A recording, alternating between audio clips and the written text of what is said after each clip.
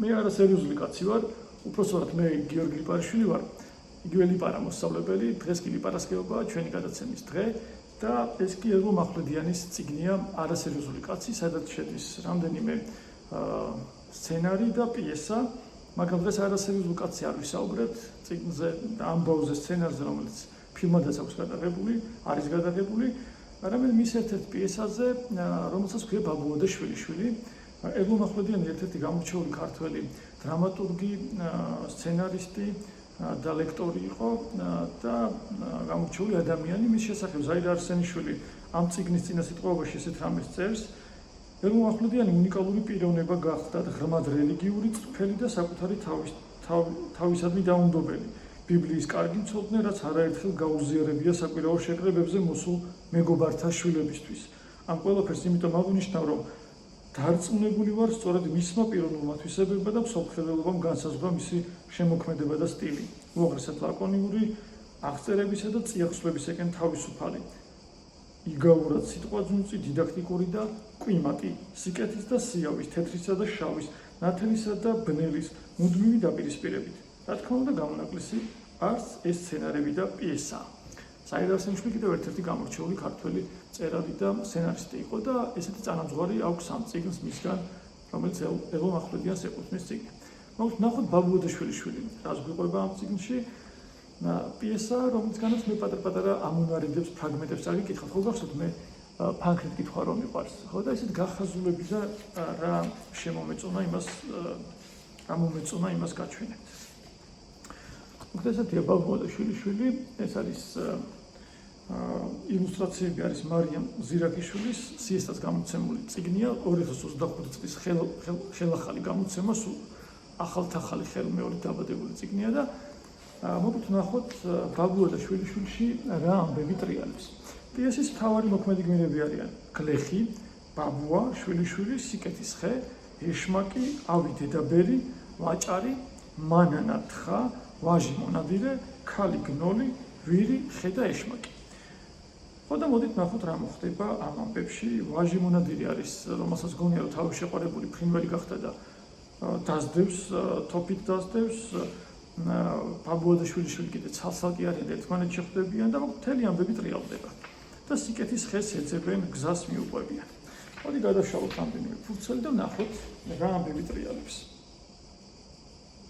აი მაგათაც ეშმაკი ერთგან ამბობს, მე სიყვარული მძულს, ახლა დავაშორებ მათ ერთმანეთს. როცა დაინახავს, რომ ბაბუა და შვილიშვილი ერთად მეგობრობას იწყებენ. აქ არის კიდევ სიკეთის ხე, რომელიც ცეკვავს, იმიტომ ის არ მოწონს, რა თქმა უნდა, ეშმაკს. და კიდევ არის ერთი გმირი, ავი დედაბერი, ან მოხუცი ქალი, რომელიც განშორებების კოლექციას აგროვებს თურმე. და კიდევ არის ესეთი რამე, ეშმაკი ამბობს, რომ ყველაფერზე დიდი საქმე არაფრის კეთებაა, ესე აჯერებს ხვებს. კიდევ არის ესეთი ამბები, შვილიშვილს ეუბნება, რომ რა გამღერებს და რა მომღერებს და სიმღერა მომღერებს, ხო მაგარია. როცა ბაბუა და შვილიშვილი, უცნობი ბაბუა და უცნობი შვილიშვილი ერთმანეთის უცნობები ერთმანეთს შეხვდებიან, ესეთ რამეს ეთქვის ბაბუა, რომ მოდი დავბაბუა შვილიშვილდეთო. რა მაგარია დაბაბუა შვილიშვილება. კიდევ არის ესეთი.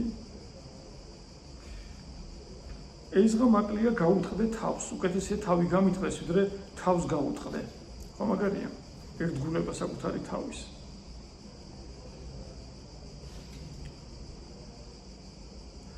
სიტყვის გატეხვას რა უნდა? მე ერთხელ მთელი წინადადება დავამტყვინე. ეშმაკმა უთხრა ერთხელ და უნდა რომ სხვებმაც გატეხონ სიტყვა, მაგრამ არ უნდა შვილიშვილს სიტყვის გატეხვა. კიდევ ესეთი რამეები ტრიალდება ამ წიგნში. მეორე მოქმედებაში, როცა სიკეთის ხეს კიდევ ეძებენ. აი შვილიშვილი ამბობს, რომ მე სიკეთის გზაზე ვიღლები. მომიყვანე ვირიო და ვირი შემოდის ამ დროს სცენაზე. და ვირად გადაიქცევა ეშმაკი და ერთხელ ვირეშმაკა ხარო შენ ბაბუა ეტყვის. ეგეთი ამბები ხდება. არ და ვირი კეთილი არ უნდა ეშმაკობა.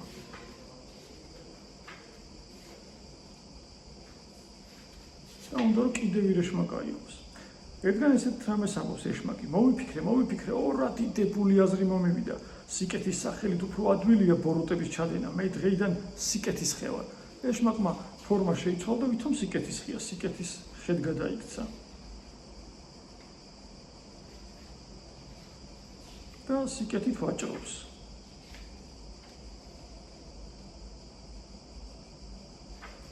მე ესეთი რამე მოხდება. უკეთესი ადამიანს კონდეს და დაკარგოს, ვიდრე არაფერი კონდეს და არაფერი დაკარგოს. ასე ამბობს ბაბუა ერთგან ამ პიესაში. რა მაგარია რა, ჯობია რომ კონდეს და დაკარგო, ვიდრე არაფერი კონდეს და არაფერი დაკარგო. მე ბაბუა პატარავდება ამ პიესაში და რატო პატარავდება ბაბუა?